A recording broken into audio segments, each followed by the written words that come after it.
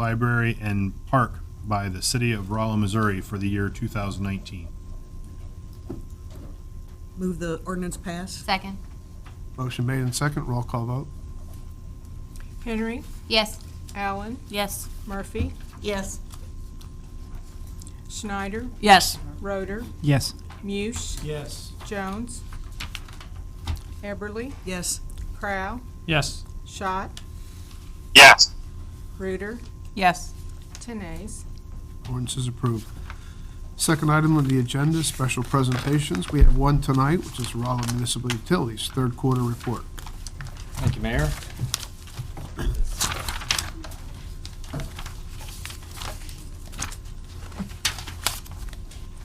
Okay, again, I've got two things I need to cover tonight. One is my normal quarterly report I do, and then the second item is by ordinance I'm required to present our budget and rates to the city council for comment. So I'll hit that at the end. I'm not going to spend a lot of time on the quarterly report. Again, you've been provided this, plus it is available on our website for any of our customers to take a look at. If they have questions, they're always free to contact me at my office, and I'm happy to talk about anything. But it's a quick summary of what we've been doing for the last quarter.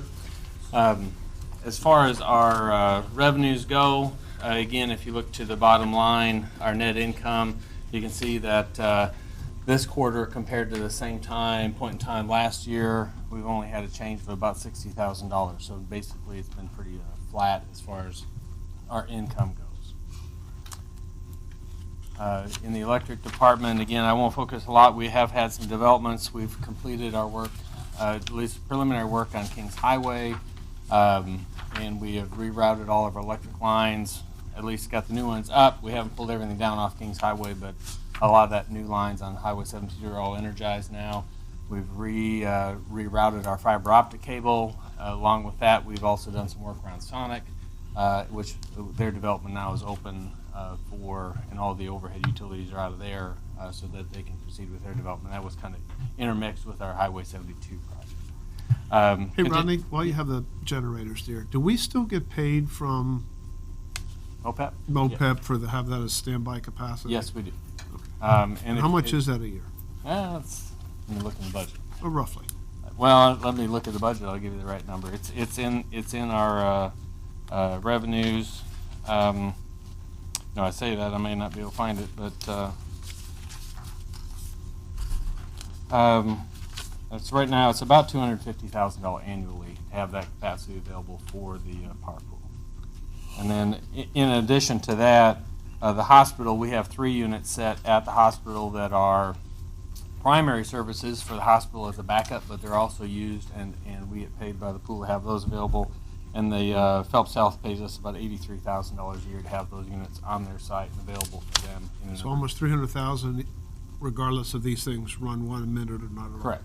That is correct. Those capacity credits, I will say, those have declined over the years, but it's still a very good value for us.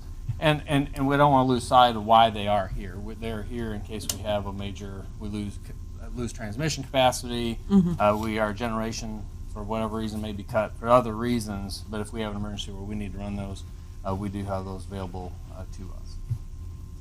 Thank you. Sure. We've had some other developments in town. Dollar General is complete. We have a new big subdivision going on off McCutcheon Road. We're doing some work on. The water mains, I believe, are mostly in. We're working on electric infrastructure there now. The Shamrock Apartments, Fairfield Inn, again, a lot of activity going on around town still. A lot of good commercial development and some residential units going up. So we'll go to the water department.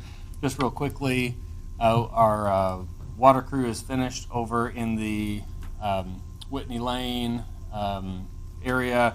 We did most of what we could get done there, and then we had to regroup and come more into the downtown area, trying to get some work done in the downtown area while school was out. We completed about 3 blocks of water main replacement on Olive Street from 9th Street down to 6th Street, kind of stay out of the way of the bus traffic and school traffic. And that's in, and now they're starting on working from on Olive Street from 6th Street and south.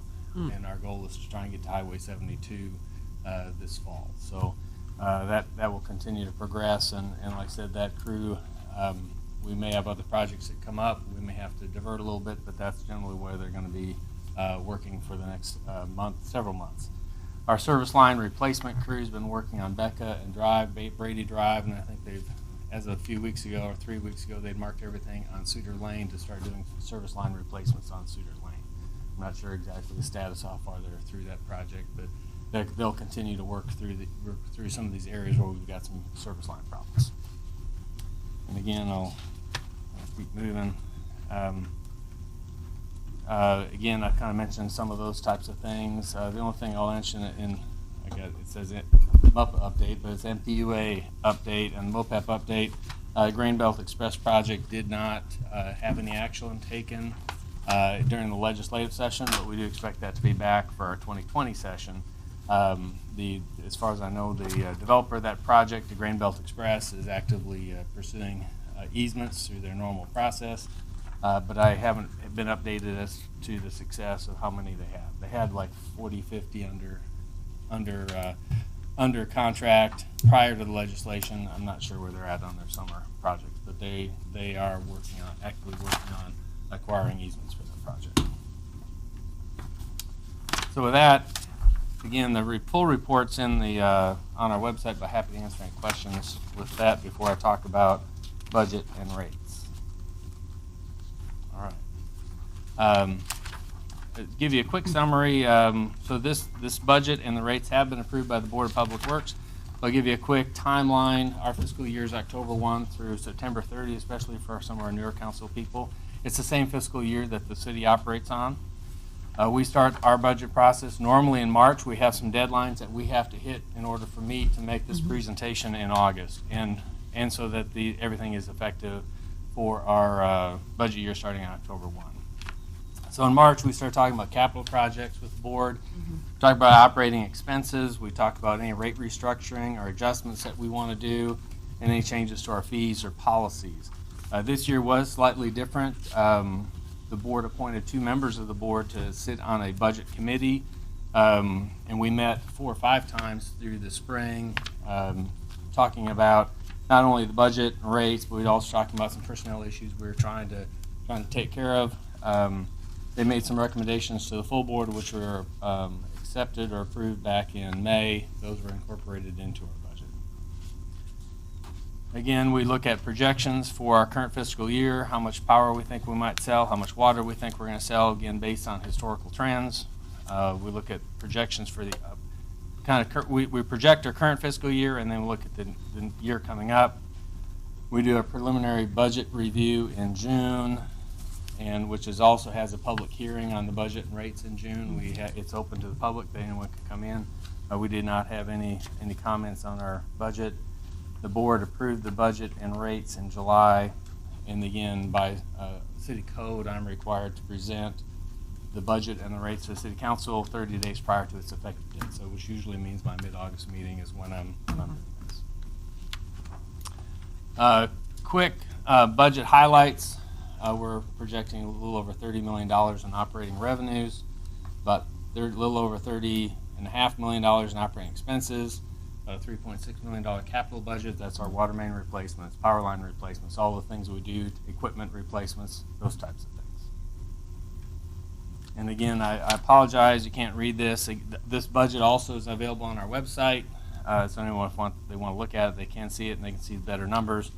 But essentially, for the electric department, we're projecting a net change in cash of losing about $30,000, which on a $20+ million budget, that's a pretty tight budget. On the water department, we're actually slated to lose a little bit of money, about $320,000. We're doing one rate increase I'll talk about here in a little bit this year, and another rate increase next year, which should close the gap on that. So that total budgeted change in cash of losing about $350,000 this year is what we're projected. We have made a lot of changes, or I've made a lot of changes in our assumptions, and this is a lot tighter than we would normally have. Usually I build in things, but this is going to be closer to what the reality is, I hope. It's a lot tighter budget, especially with the rate changes. Just an FYI, typically the utility does not borrow very much money. In But the 20-plus years I've been here, we've only done that 3 times that I'm aware of.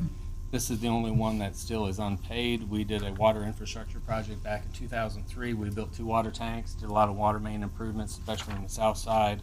Part about, if I remember, about $2.6 million, financed that over 20 years.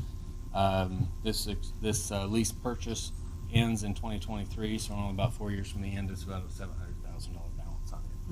We pay a fixed interest rate on that of just a little over 3.5%. Again, this is mainly just more for information, but we do include a page in our budget of transfer city or the pilot, payment in lieu of tax. It's a line item we put on our bill.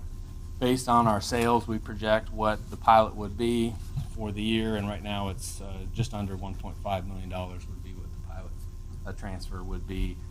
We collect that on our customer's bill, and every month transfer that over to the city's general fund.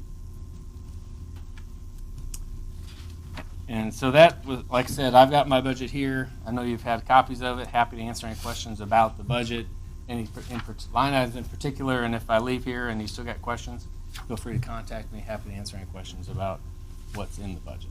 Rodney, some of these slides showed negative earnings, Yes. negative cash. So I didn't hear you really talk much about the rate reduction. So for the public that's just seeing that for the first time and wondering, geez, why is RMU losing money? Would you just elaborate a little bit? Yeah, I'm going to talk about the rates next, but before I do that, so our reserves are fully funded at this point in time. So we included in the budget is a minimum cash reserve statement. Basically, it's what is the amount of reserves, the utility, what we think we should have on hand in case of an emergency, those types of things. As of this year, those reserves are now fully funded again. And so we've met, basically we have cash on hand if we have an emergency. So our goal now is mainly to break even, fluctuate with basically our power supply costs, what power sales we have, water sales we have. And our goal is to not make money. It's not really our goal is to lose money, but we're trying finding a balance between what our net earnings are. So our goal is basically to be a net zero at the end of the year. We don't need more cash on the books, so that's kind of where we're at from a cash standpoint. So because of that, like I said, we've been looking at the last 3 years of historical trends and how much we've been making, even with the power cost adjustments and the water cost adjustments we're doing. And so that's what's allowed us to cut our rates a little bit more. We're looking at the stability of our power costs. Right now they are stable, barring any changes in regulations. But right now that's kind of where we're at. Does that answer your question? So the rate process, similar to our budget, they kind of all, they're linked together. So recommendations, we provide recommendations to the board. Again, we have a public hearing on the rate changes in June. They were approved in July. And again, these will become effective October 1, subject to any council comment. Just as a quick reminder, I mentioned the power cost adjustments, the water cost adjustments. For the last almost 3 years, we've been providing about $1.4 million in rate relief off of our published rates. This change in rates, even though we're going to raise water rates a little bit, we're going to drop electric rates. On the whole, from a revenue standpoint, from the utility side, they'll provide about another $800,000 in rate relief to our customers, on top of the 1.4. So let's talk about the water department. Again, I've gone back, looked at the last 3 years. We had a water cost adjustment in place, but we're really not. We're covering our operating expenses. We're covering mainly our ongoing expenses, but we're coming short on covering our capital expenditures, water main replacements, the service line replacements, which we'll be doing. We're about 70% of water mains are PVC now. We've got a lot of problems with our service lines. Plus, it sounds like we're 70% complete. Well, that means that we still got 40 plus miles of water main in town that aren't replaced and still cause us problems. So we're going to be doing a stepped 2-year rate increase on the water side. So we're eliminating the water cost adjustments. First year increase is about 40 cents a thousand. Second year is about 0.4 cents, 45 cents per 1,000 gallons. No changes in our service availability fees. That'll raise a little bit of revenue this year and next year in the water department, trying to get it to a break-even point. For the average residential customer, just kind of give you an idea, even when we go with I guess, 85 cents a 1,000 gallons, they'll want to raise the average customer bill of just a few dollars. Yeah. We're not talking, it sounds like a lot, but it's not going to be significant in the big scheme of things. And again, the more water you use, the more that will affect you.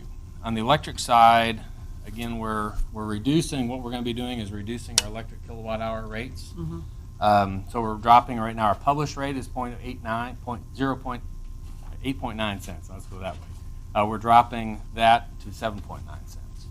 We are increasing most service availability fees. Again, for residential, we're going from $20 to $24.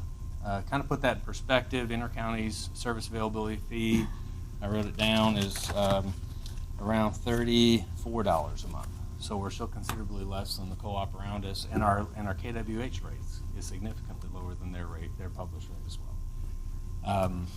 But service availability fees are going up for all classes of customers. We are doing some changes in our area and street lighting. They've been kind of consolidated in one rate class. I'm separating those out, or we're separating those out. So we have area lighting. So area lighting, and think of we have rental lights around town. Customers can have a rental light on their property if we have can serve that. Parking lots, those kinds of things. And then we have Bray Sports Complex, the park systems, any type of outdoor athletic fields or parking lots. They're usually typically metered services, and those are also in this area class.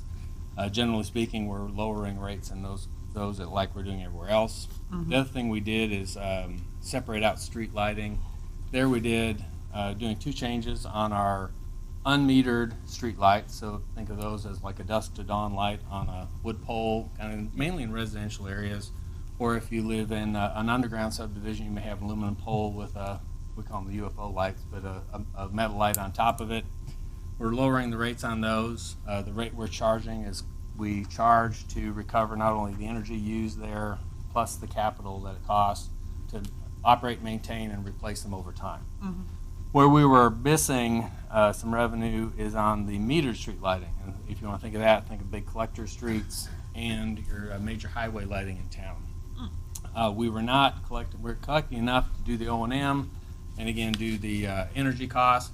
We weren't collecting enough money to do ongoing replacement. So we're actually, that's the only group in the electric side, we're raising rates to better recover the cost of providing that service and to provide for additional infrastructure over the next several years. We are eliminating the power cost adjustments, and again, we're doing that, but we're making a lot of our discounts permanent and then some.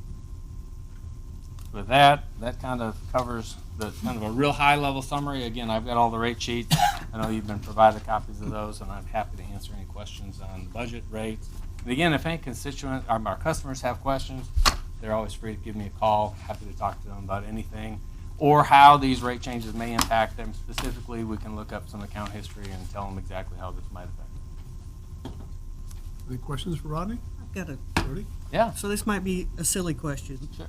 Who pays for the street lights? The City of Rolla. Okay, So the city has currently the way our structure is set up in Rolla is the city pays the electric bill for the street lighting. because I have one outside my house. I'm like, I don't know who pays for that. Basically, RMU is doing the maintenance, taking care of it, Okay. but the city's paying the bill for it. Yeah. I'd rather not dive into this too deep, but we're sort of in negotiations with RMU now on potentially changing that. Any other questions for Rodney? And thank you very much. And again, if you have any questions, always feel free to give me a call. Thank you, Rodney. You bet. Moving on to old business, we have one item, which is an ordinance considering the use tax for the November election. John? Thank you, Mayor. We've been talking really for a long time about the use tax, and we're to the point to where we're actively engaged with this request of City Council to go to the voters with this in the November 5th election.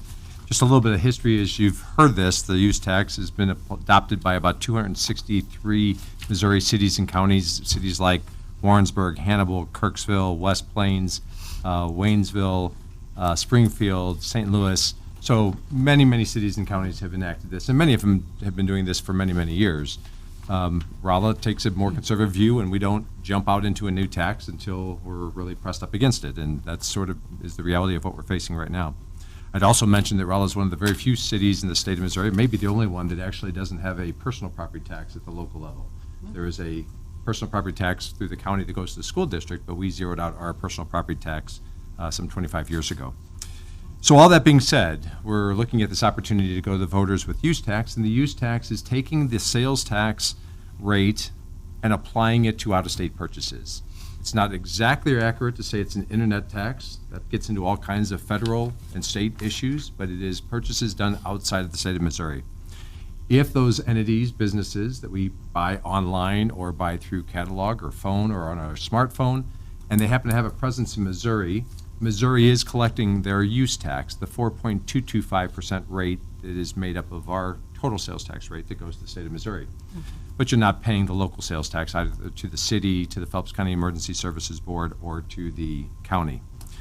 As you remember, we had a pretty sobering workshop in March where we sort of looked at the next 10 years and focused really on the general fund.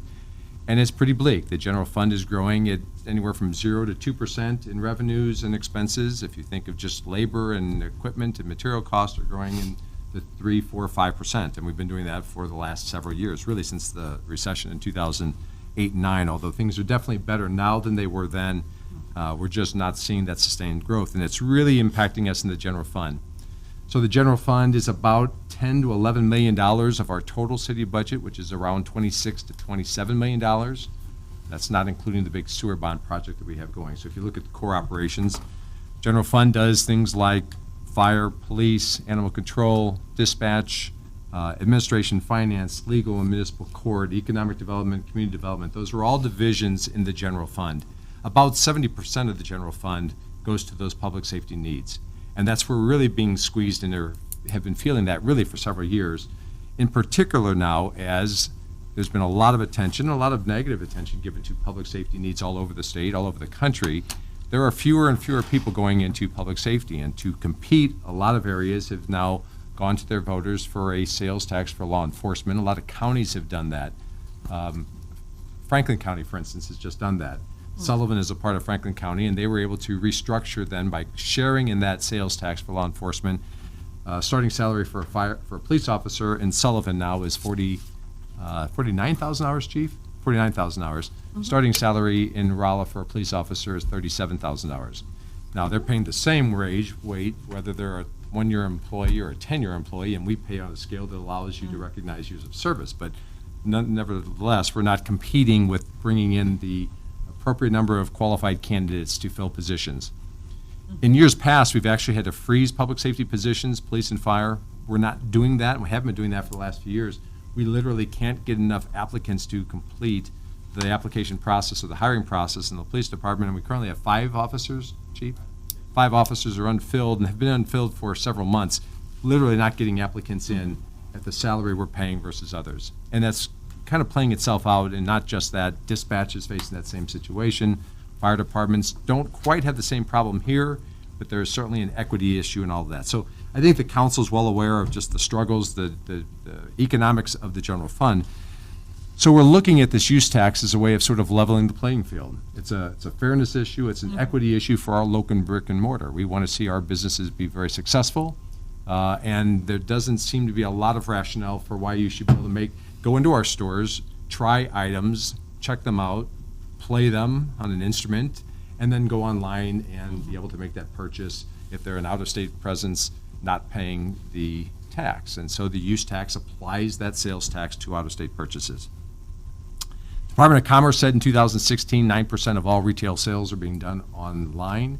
That tripled in about a 5-year period of time, so it was 3% just a handful of years ago. And there's, by all indications, if any of you have children, I have 5 between the ages of 20 and 32, they're not going to the internet or to their smartphones because of the tax. They're doing it simply because that's the world they're raised in. The millennial generation, the younger generation, is just because of convenience and access is making purchases in those venues rather than brick and mortar. That doesn't mean brick and mortar is going away anytime soon, and luckily in the Rolla market we've had good growth in the brick and mortars, and we want to see those stores continue, and this becomes an equity issue from their perspective. So it's worth touching on just a little bit about our sales tax and what that really means, because if the voters are gracious enough to approve the use tax, it basically takes our sales tax rate and applies it. So people think of the sales tax rate at 7.6% in Rolla. Unless you're in the TDD or in the Forum Plaza CID, it's 8.6%. Of that 7.6% rate, 4.225% is the state sales tax. Phelps County Emergency Services Board gets that's a countywide issue, gets a quarter-cent sales tax. The county receives almost 0.9% of a sales tax. That goes to their general fund and their law enforcement. Rolla's portion of the sales tax rate that we pay is 2.25%. 1 cent general fund, half cent capital improvement, half cent transportation, and a quarter cent parks, thanks to Prop P that passed a few years ago. So this would take that same rate and apply that to out-of-state purchases. One of the struggles with this is a lot of cities have been trying it. About half have been successful in the last couple of years, and all it comes down to how clearly can you convey that message that it's a fairness equity issue for your bricks and mortar stores, for your Chamber of Commerce businesses, but also what are you going to do with the dollars, right? They're trusting the city council, the elected body, to decide what and how to use those funds. In the first draft of the ordinance that you read 2 weeks ago, we included the language in the ballot language I'll just read it specifically, for the purpose of improving public safety and capital improvements. And over those couple of weeks, we've had some more internal discussions. We met with the Finance Audit Committee last Wednesday. We're hearing from citizens, talking and asking lots of questions about this.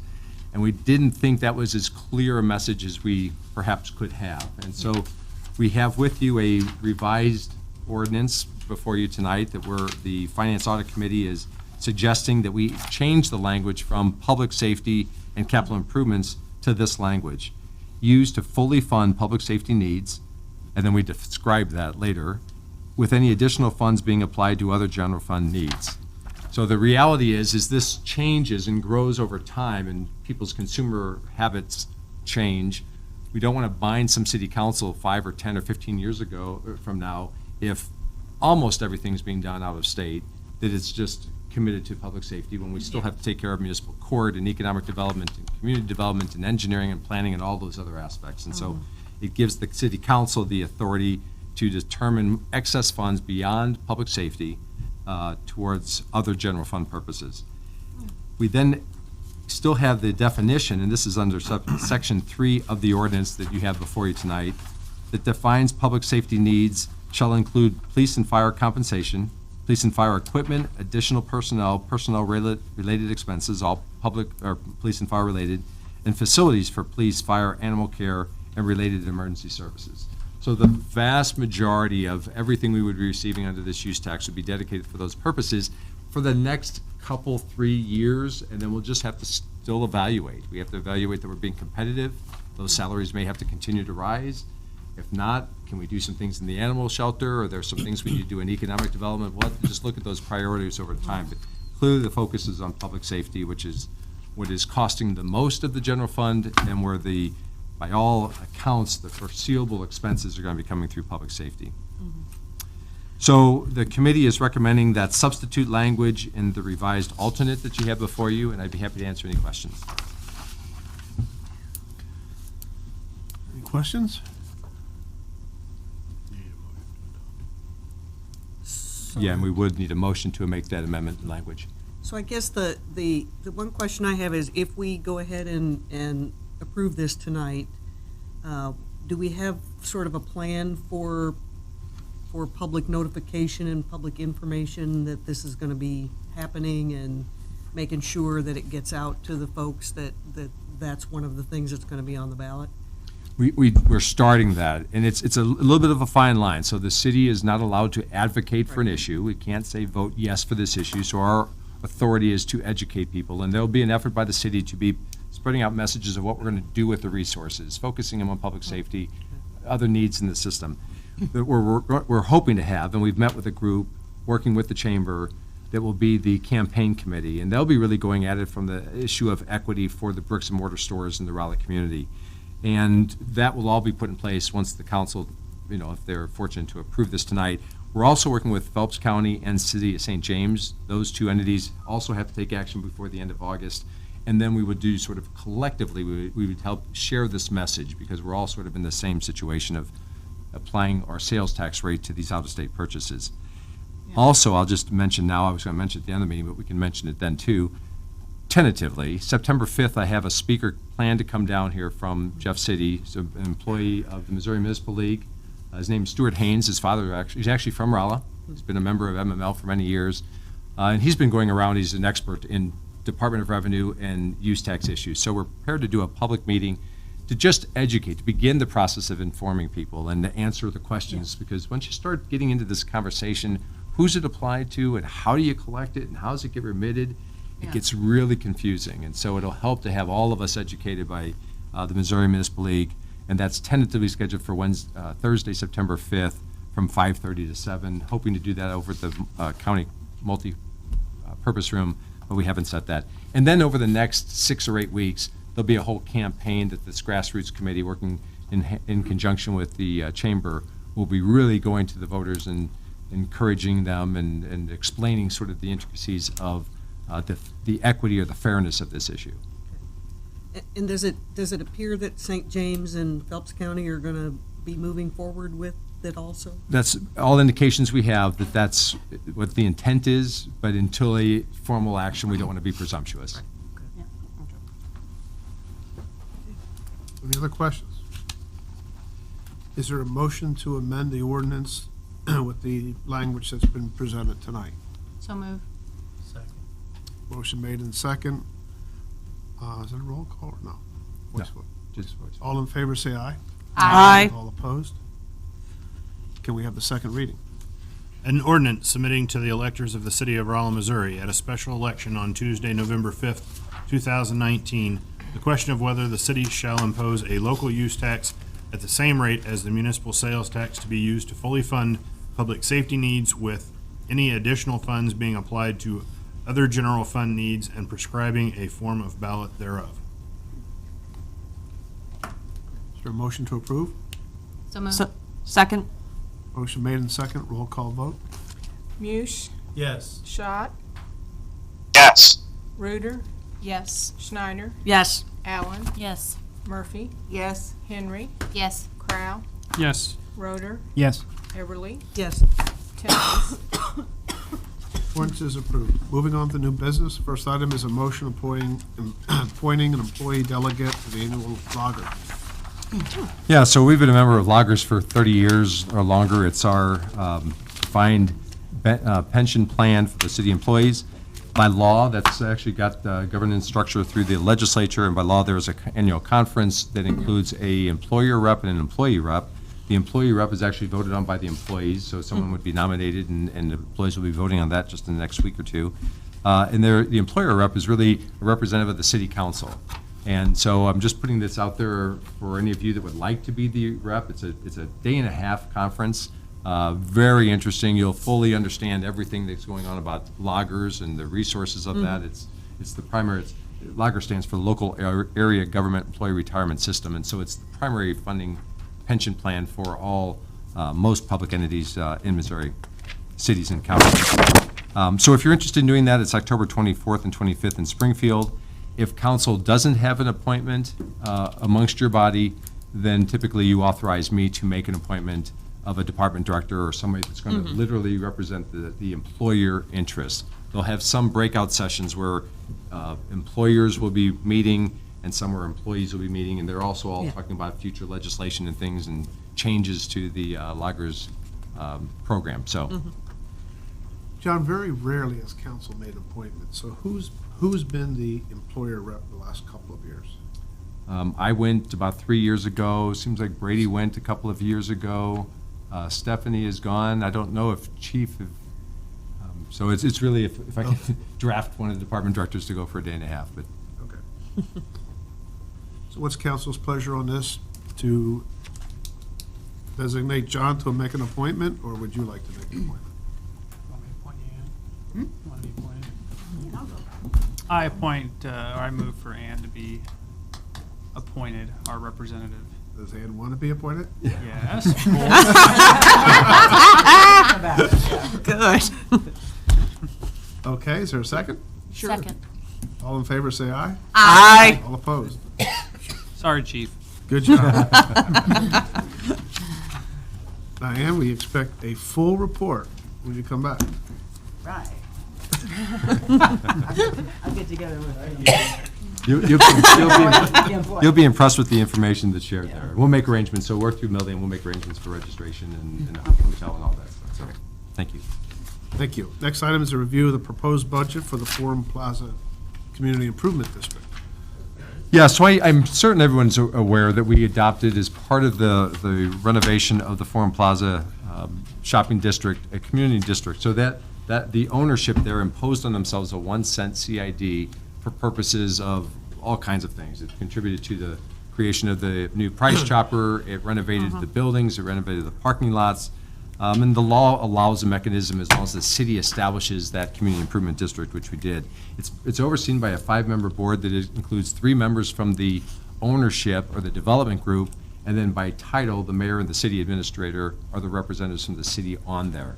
We'll actually be having our annual meeting by conference call in probably just another couple of weeks to adopt this budget. But one of the requirements are that we submit this document to the city council, not for action. The council doesn't ratify or approve the budget, but a chance to report back to you and for you, any questions you might have, to take those on to the CIT board when we have our annual meeting. Just a little backdrop, if you remember that renovation project that was done, it was about a $14 million project that the ownership group, the development group who bought it and renovated it incurred. $4 million of that was eligible for reimbursement through blighted conditions by applying that 1 cent CID, and that actually runs through 2039, and there is a 2.5% interest rate on that note that the ownership group is carrying. So they didn't go out and issue bonds, which they could do by law. It's a pay-as-you-go program. They're carrying their own debt on that project. So the second page of it, and it, Mayor and I have to sort of apologize when we get this every year because there's very little information in the budget document because you're getting into the amount of revenues generated by the stores, and that's a restricted or a confidential number. So we report what is coming in from the 1% tax that's being budgeted at $200,000. And then what the expenses are. There are operating expenses, we pay for an attorney, we do an audit, those kinds of things. The city receives a fee of $1,000 a year for the financial reporting that we do. And then the developer gets the balance of that. And we're budgeting in fiscal year 2020, $184,000 for that purpose. I'll tell you, and the mayor and I had a chance to just briefly look at this before the meeting, if you think of that $4 million debt obligation that the ownership group is having, the current balance today is $3,860,000. This won't pay off by 2039 unless sales just take off, for the next 15, 20 years. So, the development group understands the risk. They take that project on, and they are only allowed that portion of the 1 cent CID that they generate to reduce or to cover some of their extraordinary costs to eliminate blight. So. But anyway, So the way it goes is whatever comes first, $4 million or 22 years? Yeah, 23 years. 23 years. And it looks like it'll run out the clock, so they won't see $4 million. And that debt is not a city incurred debt. It doesn't affect our books. It doesn't show up in our audit. It just is an announcement that is a mechanism the city council allowed that district to impose on themselves. Any questions? I've got a question. Yes. So if they're not meeting the expectation, or if they may not meet that expectation of $4 million, are they, the purpose was to cure the blight, are they not doing well? Are they struggling? I mean, it seems like they do okay there. That's the response we get when we talk with the ownership group. They're not doing as well as they'd hoped to do, but they're doing about what they expected to do. So they're not disappointed in the performance of it. Okay. They're not wowed by the performance of it, but they're satisfied. And the project was an important project for them to acquire and then to build that new grocery store. So I think the driver was the grocery store. Yeah. So that's probably performing to expectations, but that's their core business. It's probably the rest that's not performing. There's no further questions. Moving on to item C, medical marijuana cultivation facility. Okay, so we've been talking a lot about medical marijuana over the last few months, and most of our focus was on the dispensaries. And we think that we'll hear about 6 to 8 applications for dispensaries throughout Rolla. We don't know what the state's going to do. The Missouri Department of Health and Senior Services will be coming out with announcements for who those licenses are going to be granted. Based on the state's goal of having one per 20,000 population, we would expect maybe to see 2 or 3 of the dispensaries throughout Rolla. So all that being said, that was where all the focus was. But in that same ordinance that we adopted that provided the zoning regulations and the rules about medical marijuana, there was also provisions in the state to grant licenses for an infused products facility, a cultivation facility, and a testing facility. And we addressed those all with appropriate zoning classifications. We actually said cultivation and infused products are something that we would rather see in the manufacturing zones. We've been approached from a company that is based out of Denver, interested in somewhere between 10 and 14 acres in our industrial park. This is the industrial park that we call the Rolla Industrial Park West. It's actually the area that lies between Cantex and the Twitty Drive off of Old St. James Road. The city bought that property about 12, 13 years ago, paid $600,000 for 100 acres. And we are using about 40 acres of that for the compost site in our public services yard, and our plan all along, as we have done, is to plat that balance and to put that on the market for development. So we are happy to be selling off any of about a dozen lots in that area for development, but we never had the wherewithal or the financial feasibility to build the infrastructure out. This is a cultivation facility that is interested in between 10 and 15 acres. And so we have reached a memorandum of understanding that if they receive a state license, that we would sell them property. Our value is about $30,000 per acre, and that would allow us to begin building out the infrastructure to that area. So we just wanted to report that. Council's had some conversations with staff as we've been discussing it with this party, but it looks like we may, if the state of Missouri grants it, have a cultivation and possibly even infused products facility in the area that pulls all that property tax benefiting our school district. It provides employment. They're estimating somewhere between 20 and 40 employees if they're granted the license, good paying jobs, all that associated with it. But we treated it like we would any other manufacturer facility that was looking in the industrial park. I will tell you that in the last couple of weeks in particular, there's been a flurry of activity as the deadline was actually going to be Saturday. I think they've extended it to today. And I think as they sort of looked all over the state, St. Louis, Kansas City, Columbia, Springfield were pretty saturated. And a lot of people saw markets like Rolla and Jeff City and Poplar Bluff and Cape Girardeau as sort of some unmet areas. And so we've had lots of calls from people looking at land, looking at buildings for any and all of those facilities. So how this all gets flushed out, the state of Missouri is going to ultimately oversee it. We're just going to treat it like we would any other business and manufacturer looking at locating in the Rolla community. Any I just want to questions? report that. There's no questions. Moving on to item D, a resolution authorizing me to execute a certain commercial ground lease with USA Tours. So we had a surplus piece of property. It's located right off of really 10th Street. It was an excess piece of property from MoDOT at Oak Street. It sits between the ramps of the bridge on 10th Street and CSE's Central Security Electric's facility where USA Tours is located. You'll notice all their buses located there. They just built a new building right adjacent to this very small parcel remnant that the city had. It was a 38 by 108 foot piece. And Nick Barrick with USA Tours contacted the city about leasing that property. Actually, they expressed interest in buying that property.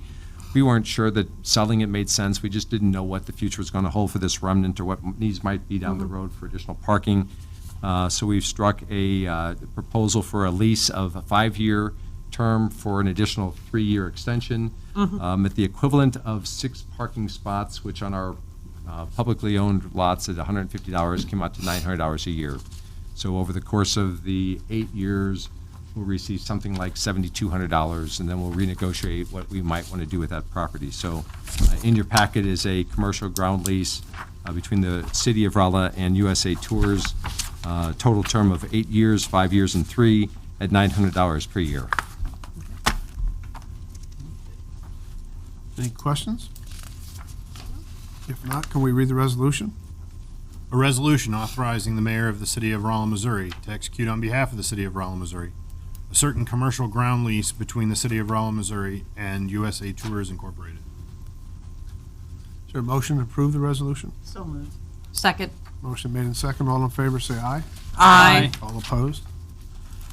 Next item is an ordinance amending section 2767 of pertaining to the speed in a school zone.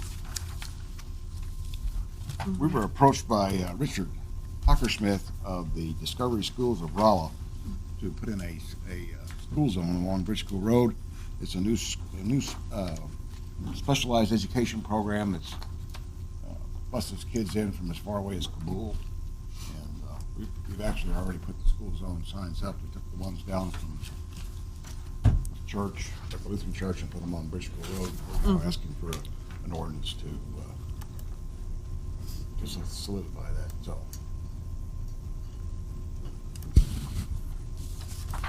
Any questions for Steve? If not, can we, Which school, where's the school? It's a school, it's on Bridge School Road. It's called, there's a Discovery Schools overview in your packet. It's sponsored by the Department of Education, Missouri Department of Education, and it's for special needs kids with, may have social or behavioral challenges. They have a very high student to teacher ratio, like 4 to 1. And all the surrounding school districts are able to bus their students to this location.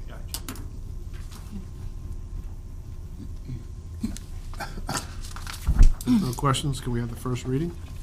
An ordinance amending section 27-67 of the Code of the City of Rolla, Missouri, known as the Code of the City of Rolla, Missouri, relating to maximum limits established on certain streets during school periods. Next item is an ordinance amending section 2792 of the code pertaining to parking. Steve? A few weeks back, we received a petition from Deborah Hutchinson at the Rolla Senior Apartments over on McCutcheon Drive. The petition requested that we sign it cars only on McCutcheon Drive. We were instructed by council to meet with the petitioners. We did that. We elected to try 2 spots, take additional 40 foot of parking off at the one driveway. That was done. Everybody seems happy with that, so we're asking that be placed in the ordinance. That's what this ordinance would do. Any questions for Steve? If not, can we have the first reading? An ordinance amending section 27-92 of the general ordinances of the City of Rolla, Missouri, known as the Code of the City of Rolla, Missouri, relating to parking. Next item is an ordinance authorizing me to enter into a state block grant agreement. The next 3 items were all related, kind of intertwined. The basics of this is that we are proposing to do a rehabilitation project on Runway 422 at the airport. The agreement, the block grant agreement that you have at this first item is federal funds passed through the state of about $2.9 million. That would provide 90% of the cost of this project. That's both the construction and the construction services by the AE firm. 5%, which is the next item, would be paid by a state grant aid through the state highway department.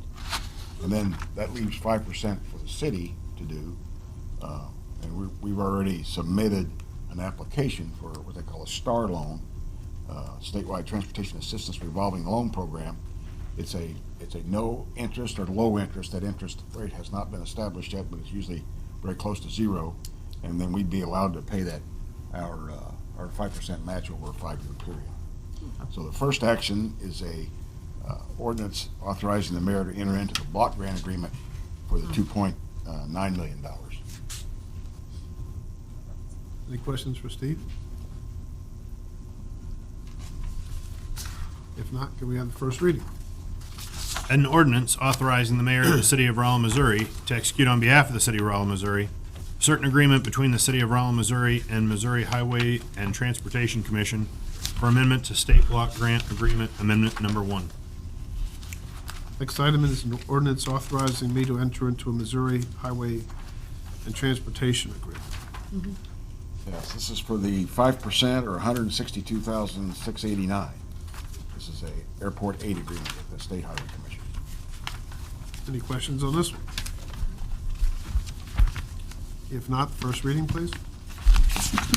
An ordinance authorizing the mayor of the city of Rolla, Missouri to execute on behalf of the city of Rolla, Missouri, a certain agreement between the city of Rolla, Missouri and Missouri Highways and Transportation Commission to design and construct Runway 4-22 Rehabilitation and Exhibition A update. Moving on to claims and/or fiscal transactions, we have two. The first one is a motion awarding the bid for the rehabilitation of Runway 422. The consultant prepared the documents, and we asked for bids for the work. It's basically a in-place stabilization of runway 422, be stabilized with cement, and then a new 4-inch asphalt pavement will go on top of that stabilization. The runway will be closed for a minimum of 60 days, 422, and both runways where they cross, that's going to get redone as well, will cause the entire airport to be closed for up to a maximum of 22 days. We had two bids. The low bid was Capital Paving Constructions, LLC, for just under $3 million, and the engineer's estimate was about 3.2, so they were very satisfied with that bid. Any questions? So how do we deal with the closure of the airport for 22 days? Is that going to be an issue for, I mean, I'm assuming people won't be able to use it Right. that would have otherwise, and Right, there'll be a NOTAM put out that it notifies everyone that ahead of time that it will be closed, and then there's quite a bit of markings that go on the runway to note that it is indeed closed. That's Who all do you part of the actually plan. notify? Pardon me? Who do you actually notify? I mean, if somebody from another state decides they're going to come to Rolla, they fly in and says, oops, I can't land type of thing? Well, when they do a flight plan, they're gonna notice that there's a NOTAM on that airport that it's Okay. closed. And unless they just take off without a flight plan, which could happen, that's why it's extensively marked that it is closed. And what about the implications for Barron Aviation? Well, it's all part of it. I mean, they're just gonna have to work around that closure. They know about this? Oh, yeah. They're okay with this? Well, I'm sure they're okay with it being improved, yeah.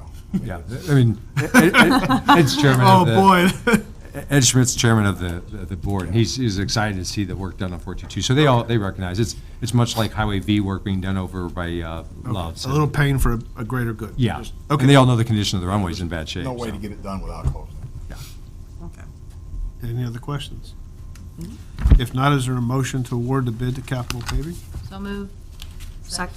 Motion made in second. All in favor, say aye. Aye. All opposed? I'll just mention, Mayor, we'll bring back the contract, now that we've awarded that, we'll bring that back, but we're actually going to do that in September and early October. This will all come out of the next fiscal year budget. Meaning 2020. 2020, yeah. Next item is a motion awarding a bid for new playground structures at Coventry. Floyd?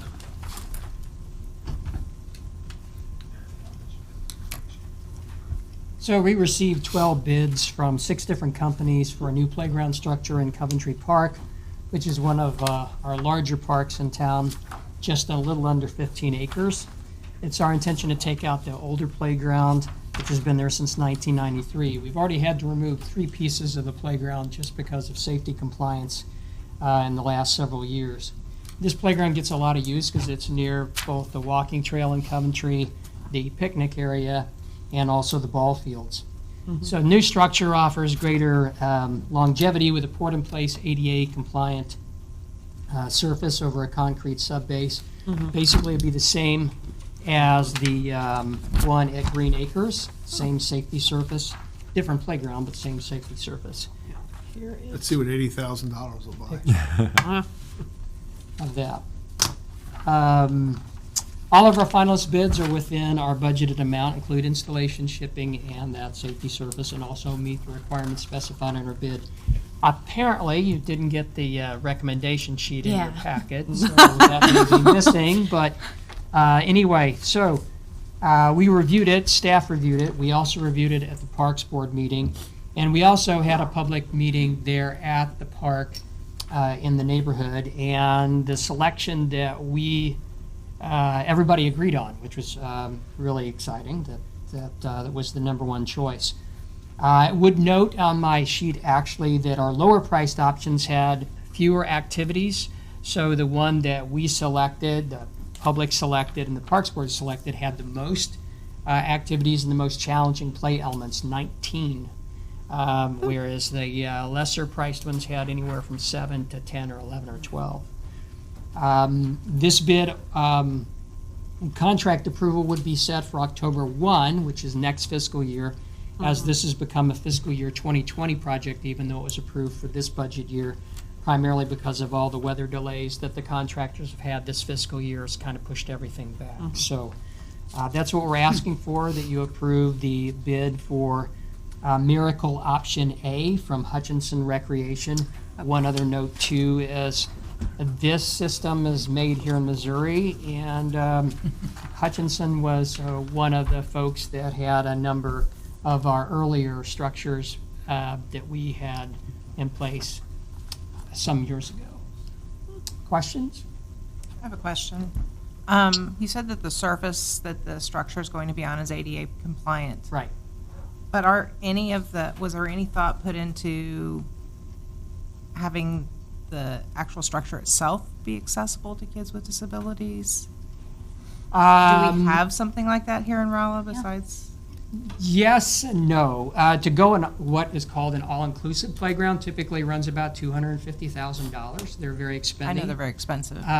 One of the things in our listing of the different playgrounds and parks that we're looking at, actually that is on our radar to do in Berwan, which gets the most use of all of our parks. So to us, we've talked about that actually for about 3 years. So it makes the most sense for us to actually do it in the park that gets the most utilization if we're going to spend that kind of money. There's also some possible options of different approaches relative to funding. Maybe we can get some community involvement in doing it.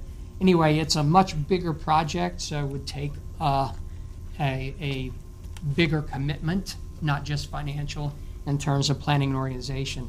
I would say from our public meeting that I would like to share, we had 19 folks come by of young families. We had some retirement folks came by. We had 2 hours there at Coventry. And the general feeling was that they were glad to see that we were doing something in this park, particularly.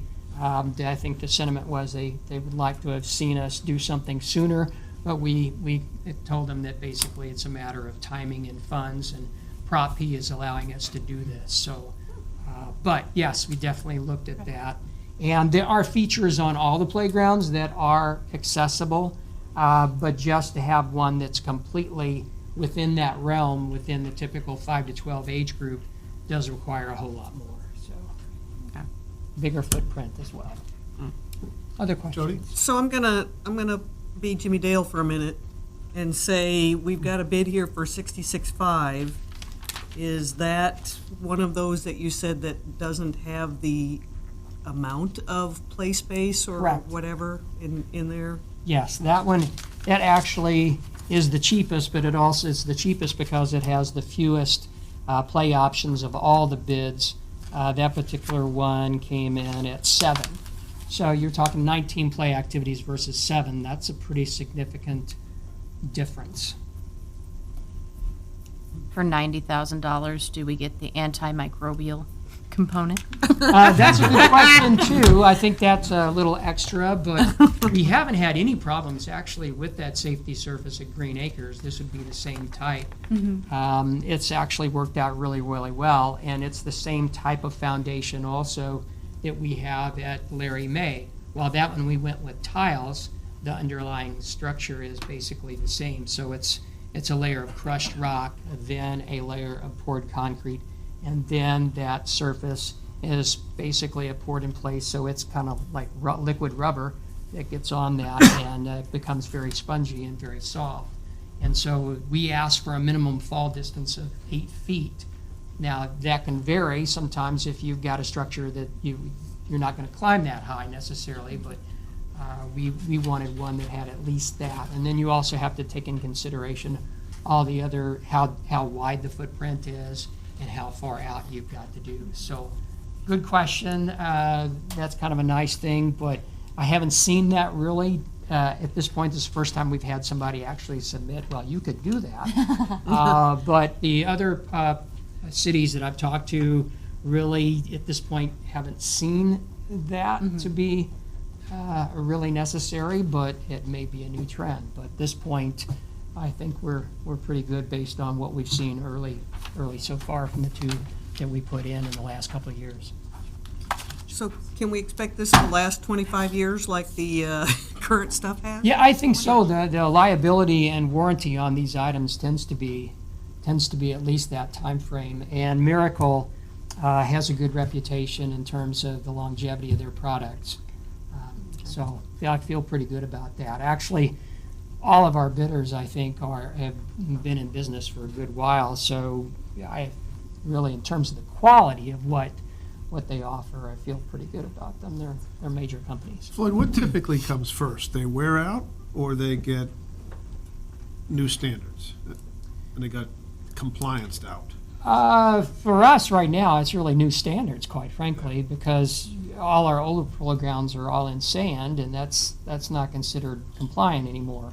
So the federal regulations or the Consumer Product Safety allow you to basically grandfather in your existing ones, although quite frankly that could change at any time. So right now we're okay with that, but I think that safety surface has been the number one change in playgrounds that I can, based on my research, and has the biggest significant impact of that. And you can't really argue that because it's all based on new safety studies for the kids and whatnot, and that's a very positive thing. But it doesn't make a difference, as I've talked before in the previous two playground proposals. It does increase your cost significantly, but I think, what price can you put on safety? I think it's priceless, quite frankly, so it's definitely the way to go. So that's really the thing that's happened. But with our older playgrounds, and this one is one of our oldest, we are seeing problems with rust and particularly with the plastic coating that's on the metal components. They tend to separate, and this one has several places where they have separated. There's about 5. When I went and inspected it, really just probably prior to this bid, and it peels away. Now, it's not an issue relative to cutting or anything like that, but it just deteriorates over time. And the 3 pieces that we took off were safety issues, either relative to bolts or screws or things of that nature that you have to look for entrapment and things like that, and possible catching on clothes and all those kind of things when you really evaluate those playgrounds. And we do that on an annual basis anyway with all our playgrounds and submit that information to our insurance company. Thank you. Any other questions? If not, is there a motion to award the bid to Hutchison Rec and Material? So move. Second. Motion made and second. All in favor, say aye. Aye. All opposed? Thank you very much. Moving on to Mayor and City Council comments. John, do you want to announce the budget hearings? Yeah, we are planning to meet Monday, August 26th at 5:30 in City Council chambers. That'll be our budget workshop. There'll be dinner upstairs, just a light dinner, Jimmy John's or something. Let us know what your preferences are, and we'll do that at 4:45, 5 o'clock. And we'll go as long as you're able to go, and if we have to go into a second night, we'll do that. The last few years, the story's the same. Budgets are tight, and we usually get done one night. So please try to make that night. Any other council comments? I would like to Yes. just say something that I noticed. I know Jimmy Dale has brought up Holloway and how narrow that's become. I was sitting at the stop sign there, Holloway and 18th, about 3 cars back, and this was a couple weeks ago, there was a large semi, not a moving van, semi just a large semi coming down there, trying to negotiate that turn. And he was up on the curb and everywhere trying to get into that narrow space. I don't know why a semi needs to go down Holloway at all. But I've also noticed there that that corner, he wasn't the first, because there's a huge rut in that yard now by the brand-new curbing that was put in. So something we need to look at and think about. So that's on the corner of 18th and Holloway. We kind of widened that corner out a little bit, but, I mean, we're same way. We're sort of at a loss why a tractor trailer would be using Holloway, and so we intentionally wanted to make it difficult so they find another way around, but the message isn't out there entirely. So we'll evaluate that, and if we have to come back and make a change, we'll make a change. But for the time being, we're going to try and encourage them to go around it. Yeah. The change would be what, a sign that says no trucks? Could be no trucks through, and that's only good if there, some enforcement there. And Problem is, by the time they see the sign, they're kind of half committed. yeah, Rachel? Yes, thank you. So I know, this is something that I know everyone else on city council has already seen, but I got an email from a constituent who wanted me to sort of read through or kind of talk about some of these issues that he's identified for the community. And kind of after talking with y'all, I'm not going to read the whole letter in its entirety, but I would like to summarize some of the comments or some of the main points that he brings up. This is a gentleman named Michael Dowdy who contacted us, and I'm sure all of you have seen the email. Some of the issues that he wants us to look at and face as a community, or especially as a city council. He's concerned about opioid addictions and illegal drug activities and drug-related crime in our area. As he knows, he states Missouri ranks among the worst 5 in opioid addictions, illegal drug addictions, and drug overdoses. We must act now. He also wanted to bring attention to poverty and homeless rates in the 8th Congressional District, which does include Phelps County. They are some of the worst poverty and homeless rates in the state of Missouri. He's also concerned about sort of marginalized populations, diversity outreach, and the epidemic of suicides on the rise in Missouri in terms of bullying or cyberbullying in schools, in terms of raising suicide rates among seniors, veterans, LGBT youth, LGBTQ adults. He also is concerned about he's interested in the decriminalization of cannabis and nonviolent low-level first-time drug offenders, sort of a refrain we've heard before on council, wanting to divert more people out of jail and into treatment options. He's also just wanted to offer an urgent call for city and county unity, harmony, peace, and civility. He states, as someone who has served the U.S. Air Force as a combat medic, he was taught to love God, country, family, friends, and my community.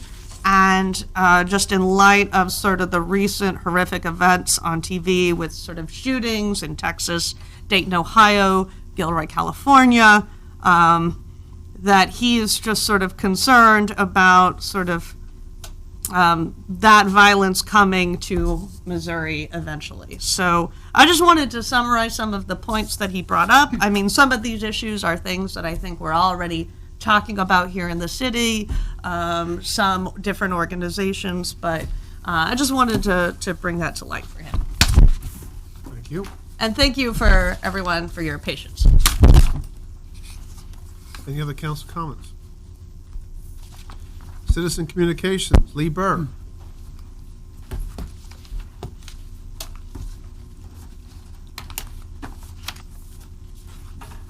I am Lee Burr. I live at 507 Greenbrier in Rolla, and I am also a current member of the Save Animal Committee to raise funds for the new animal shelter in Rolla. I support the use tax. I think it's a very good idea, and I think it's something that needs to be done and is long overdue. However, I do not believe that this tax should include the animal shelter. I think the animal shelter will have a better chance of passing in November, if indeed that's where it gets to, if it stands on its own. I think there's just too much verbiage in the current proposal because of all the other items on the ordinance. Now, they are very important, but I feel the animal shelter would get buried in that particular verbiage. Now, this is a noble effort and maybe the only way to raise funds for an animal shelter. And after 5 years on the committee, I know it's not a sure thing either way around. But we've been trying to raise funds for the past 5 years.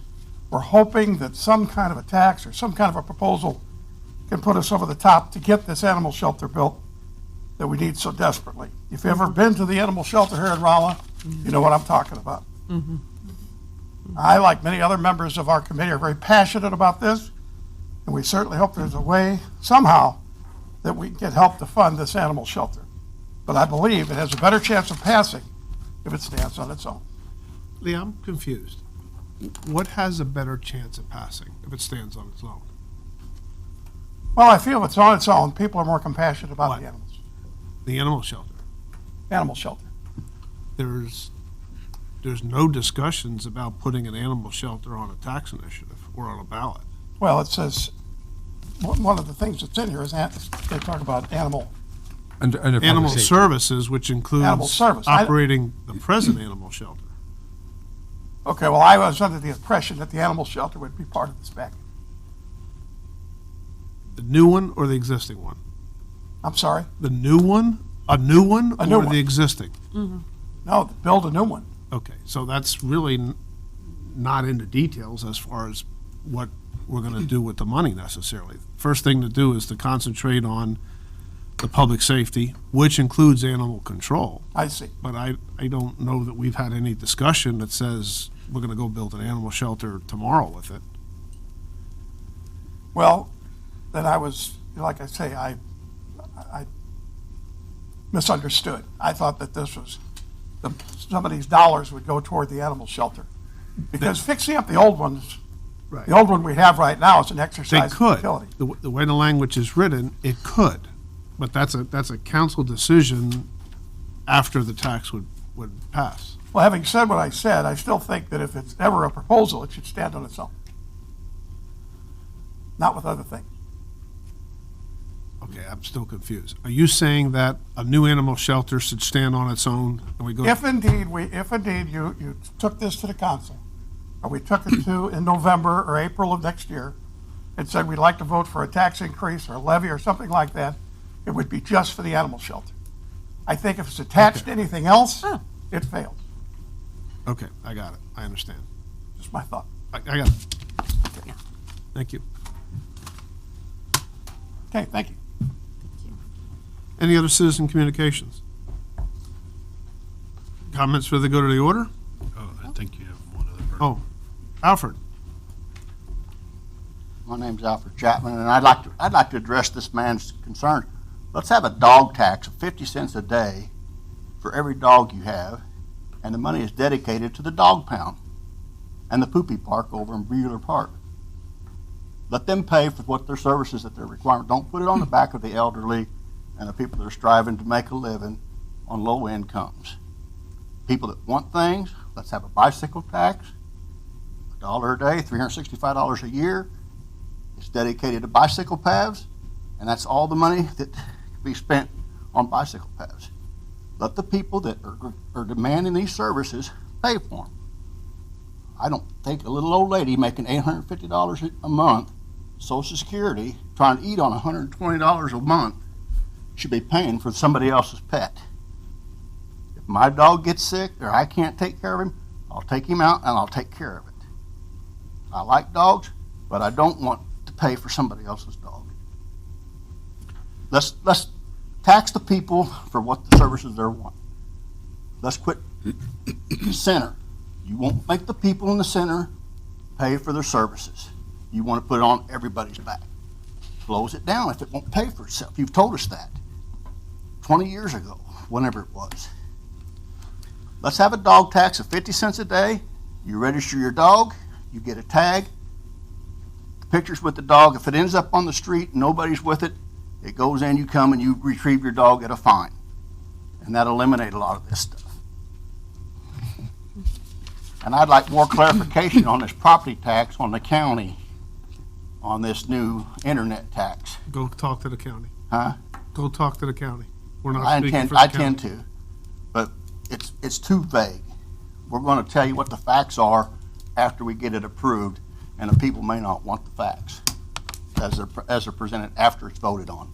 Let's put all the cards on the table, dedicate every dollar to it, and then the people can vote on it. Because I live in the county. Am I going to have to pay for this tax to the city when I order something? No, unless the county's use tax passes, then you would. But no, it would be based on where you use or consume the item. So if you're a county resident, you would not be paying the city's 2.25% of the use tax. Well, it needs to be clarification where this money's going. I've been paying, Are you I talking was about told the when I county? paid to have my road Alfred, hold asphalted, on. If you're I talking would about- get it blacktop. That's been, Alfred, please, if you're talking about a county, which you are as a county resident, you need to go to the county commissioners. I intend to in the We morning. can't speak for them. But I own property in the city and I'm not allowed to vote. Mike is, but I'm not. Who is? When you pass the DDT tax over here on the west side, you let people from out of town come in and vote, but you won't let the residents vote. The people that own, other people that own property in Rolla. You statistically worked it around where only certain people could vote, and if they were out of town, they could vote if they own property over there. So That tax let's have was a a- dog tax, solve your problem, everybody pays for their own stuff.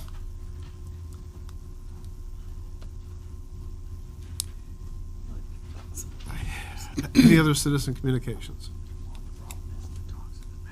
Comments for the good of the order? Mayor, I mentioned it earlier, but I just want to remind folks, and again, this isn't solidified, but just put this tentatively on your calendars. A use tax public forum at 5:30 PM on Thursday, September 5th at the courthouse, multipurpose room. We'll confirm all that with press releases, but that's the schedule at this point, What time? 5:30. And you, Probably go 5:30 to 6:30, 5:30 to 7, something like September that. 5th, Yeah. the courthouse. okay. And there'll be lots of other information between that time and November, but this is just a way of kicking it off from somebody that has a lot of expertise in the Department of Revenue and how all this gets collected and remitted. There are no closed sessions tonight, so Did want to mention one more. Steve passed this out, and thanks, Carol, if you'll make sure that gets scanned in. So this is a Kings Highway Corridor, Highway 72, public information. We're very happy with the way 72 project has gone. We're still looking to do some tweakings on the, I guess it'd be the eastern end of it as it approaches Highway 63. We want to talk about plans and vision for Kings Highway. We want to talk about the pedestrian bridge, some of the key projects under the Move Rolla Transportation Development District. That'll be Wednesday, August 28th from 5 to 7, just an open house, so you're not there for 2 hours, but hop in and out as you're able. So hope to see you there. Lots of information on the city's website, www.moverolla.tdd. there's no other council comments. Meeting adjourned.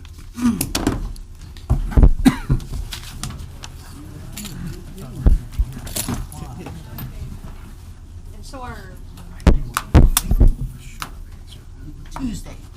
Oh, it's Tuesday after? Okay, thank you. Because I was having a moment of like, why are we laboring on Labor Day? No. But it's when you say, because it's not.